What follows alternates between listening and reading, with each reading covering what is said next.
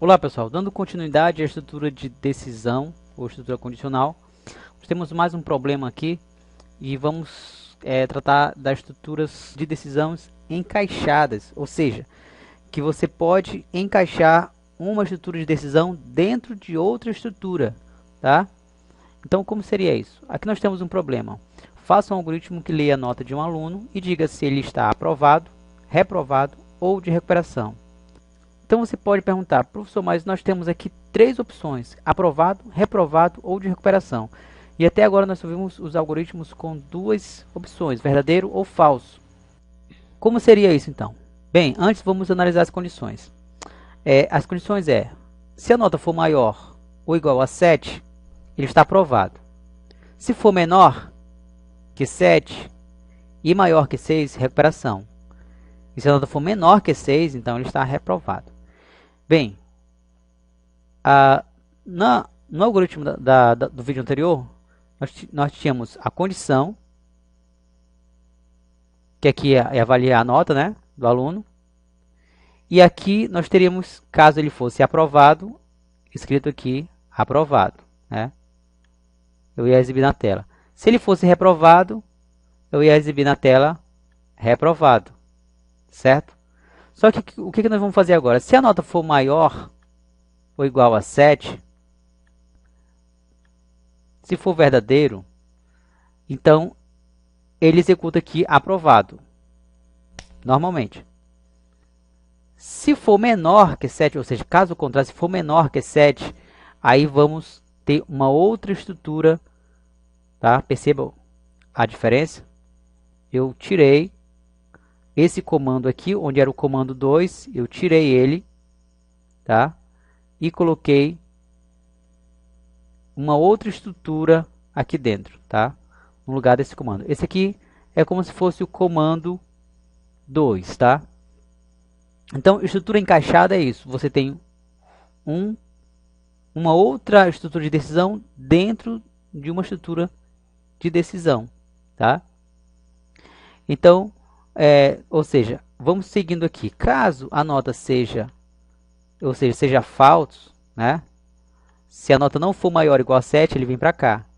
E aqui ele tem duas opções: de fazer a recuperação ou de ser reprovado direto. Então, aqui eu teria outra condição. Se essa nota for maior, né, que 6 e menor que 7, então, se for verdadeiro, ele pode fazer a recuperação, né? Se não, ou seja, se ela for menor que 6, aí ele está reprovado, tá? Direto. Então, poxa, professor, mas é tão complicado fazer. Como é que eu vou saber quais os comandos, qual é a condição que eu vou colocar aqui nesse lugar, qual é a outra condição que eu vou colocar nesse outro lugar? Como é que vai ficar assim? Parece que o negócio está ficando um pouco complicado. Então, pessoal, essa condição aqui é que é o legal. É onde você vai parar e aí vai pensar como é que você vai analisar o problema. Algumas pessoas poderiam escrever assim. Bem, então vou colocar aqui. Se a nota for maior ou igual a 7, eu escrevo aprovado. Aí coloca outro se. Se a nota for menor ou igual a 6 ou maior que 6, então... Ou seja, não ia resolver o problema. Vamos fazer um teste aqui na prática. Deixa eu apagar aqui o exemplo da aula passada. Então aqui eu tenho uma variável que vai receber a nota do aluno. E eu poderia colocar aqui. Vou colocar aqui para digitar a nota, né? E aí vou ler esse valor. Pronto. Aí alguém poderia digitar assim, ó, se, o que acontece muito quando as pessoas estão criando algoritmo. Se a nota for maior que 7, então, maior ou igual a 7, aí ele vai escrever. Então, essa aqui é a maneira errada de fazer, tá, pessoal? Só estou mostrando aqui para você não fazer depois em si. Aí, bem, eu já vi, se ela for maior que 7, escreve aprovado. Aí tem gente que vem e escreve outro se aqui embaixo. Se a nota for menor que 7, então reprovado. É. Aí o que, que a pessoa faz? Escreve outro se. Se a nota for menor que 6, aí reprovado de novo. Porque se ela for menor que 7, ele está reprovado. E se ela for menor que 6, vou colocar aqui, recuperação. E se ela for menor que 6, reprovado. Vamos executar isso aqui para ver como é que fica. Vou colocar aqui 5. Bem, ele está de recuperação e está reprovado. O que, que aconteceu? Eu digitei, vou escrever o L aqui no final, que é para não termos mais problema. O que, que aconteceu? Eu digitei a nota 5, ele veio aqui, comparou, não é falso, então ele não executou esse comando, ele pulou para o próximo se. Se a nota for menor que 7, ele está em recuperação. E eu digitei 5, então é verdadeiro, ele imprimiu essa palavra, essa frase. E aí eu comparei de novo aqui embaixo, 5 é menor que 6, verdadeiro, então ele vai escrever as duas. Então não é assim que se resolve o problema, tá?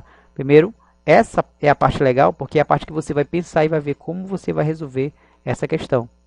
Então, nesse caso, se a nota for maior ou igual a 7, ele está aprovado. Se não, como já vimos no exemplo anterior, ele está reprovado. Mas, esse se não, mas aqui no se não, ele ainda tem uma oportunidade. Se a nota for menor que 7, você tem que verificar se ela é acima de 6. Porque se for acima de 6, ele ainda pode fazer recuperação. Então, aí eu vou fazer um outro se aqui dentro. Se a nota for maior ou igual a 6, aí eu coloco aqui. Então, recuperação. Se não, reprovado. Ó, perceba que eu coloquei o reprovado lá para o final. Ele só vai ser reprovado se realmente a nota for menor que 6. Então aqui ele já faz uma peneira. Ó. Eu digito um valor, aí ele verifica se esse valor é menor que 7. Se for menor que 7, aí ele já pula isso aqui e não executa. Ele já vai para o próximo se, que no caso aqui é o se não, tá? O contrário do se. Ou seja, ele já vai avaliar um valor aqui que é menor que 7. E não é um outro se aqui embaixo, como eu fiz no exemplo anterior, tá? Porque esse aqui é o se não, ó. Então ele vai pegar um valor que ele já está considerando menor que 7 e vai verificar se esse valor é maior que 6. Se ele for maior que 6, então ele vai escrever recuperação. Se esse comando tivesse aqui em cima, não ia dar certo, porque eu ia digitar um valor e a primeira coisa que eu ia verificar é se ele é maior que 6. E ele já ia mandar o aluno, mesmo que o aluno tirasse 10 aqui, ó, aí ele ia ficar de recuperação. Então não ia dar certo. Tá? Por isso que eu já coloquei que esse cara aqui, ó, essa estrutura de decisão está dentro dessa estrutura aqui, ó, tá? Então nós temos aqui só esse segunda opção aqui, o se não. Então ele já vem para cá com valor menor, tá? Então ele não vai escrever aprovado aqui. Então se essa nota for maior ou igual a 6, aí se for verdadeiro, ele escreve recuperação. Se não, ou seja, se for o contrário disso aqui, se ele não for maior ou igual, logo geralmente ele é menor. Então, aí ele escreve reprovado. Ou seja, ele não escreve reprovado direto. Primeiro ele verifica se a nota é maior que 7. Depois, se for maior, ele escreve aprovado e não vai executar essa segunda opção. Tá?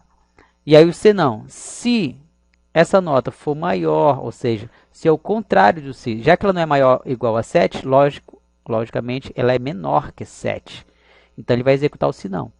Aí como ele já considerou menor que 7, ele já vem para cá já com essa análise. Bem, menor que 7, mas esse menor que 7 é maior que 6. Se for maior ou igual a 6, ele ainda tem chance de recuperação. Se não, que é o contrário disso aqui, então ele vai escrever reprovado. Vamos tentar executar. Vou digitar aqui 5. Opa, faltou um fim si aqui, né? Vamos linha 20, terminar aqui, vamos ver aqui dentro faltou o fim si. Então, ó, agora sim, está completo. Vamos executar novamente, vou digitar aqui 5, e aí faltou, aí ele escreveu, ó, reprovado, porque 5, tá, é menor, então ele passou por todos, passou por esse, passou por esse. Vou digitar 6 agora. Recuperação. Ele veio, passou por esse, chegou aqui, foi, tá? Então, digitar agora 7, aprovado, tá? Então perceba que essa estrutura de decisão está dentro dessa estrutura maior, tá? Ou seja, tudo isso aqui é só o senão. Tá como no exemplo aqui do slide, tá? Que vimos aqui, ó, temos o aprovado e o reprovado. Só que esse menor que 7, ou seja, caso seja falso, aqui, ó, se essa condição for falsa, o que acontece? Ele vai executar esse novo comando aqui. Mas esse novo comando, na verdade, é esse cara aqui. Deixa eu apagar isso aqui. Pronto. Esse novo comando aqui, na verdade, ó, perceba que é uma outra estrutura de decisão no lugar desse comando aqui, ó, onde era para escrever somente reprovado, agora eu vou colocar uma outra condição, se ele está de recuperação ou se ele está reprovado direto, tá? E aí você sai, fecha aqui, ó, já sai e aí finaliza. E se tiver outros comandos por aqui, você executa, tá? Senão, ele já vai para o fim. Tranquilo, pessoal? Então, essa aqui é a estrutura de seleção encaixada, ou seja, você pode encaixar outros Cs dentro de vários Cs, tá? Você tem um Si, e aí dentro desse Si pode ter outro Si, e assim sucessivamente, tá? Então, essa vai depender do problema, tá? Vai depender também de cada problema, como você vai interpretar e como você vai resolver, como você vai qual é a sua lógica para resolver essa situação, esse algoritmo, tá bom? Então, um abraço e até mais, até os próximos vídeos tutoriais. Valeu!